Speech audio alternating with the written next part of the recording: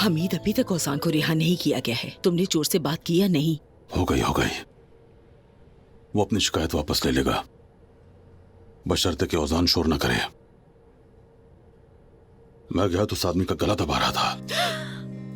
ओजान ने उस आदमी को मारा, अब भी मार रहा है वो उससे।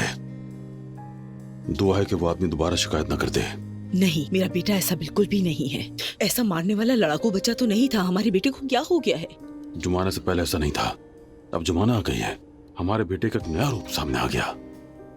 अम्मी पापा, आखिरकार ये मोहब्बत है।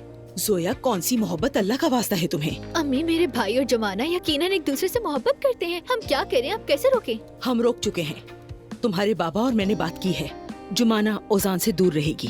नहीं अम्मी, फिर मेरा भाई क्या करेगा? हाँ, अपने लिए मुनासिब साथी ढूंढ लेगा, वो भी अपने ही जैसा कोई।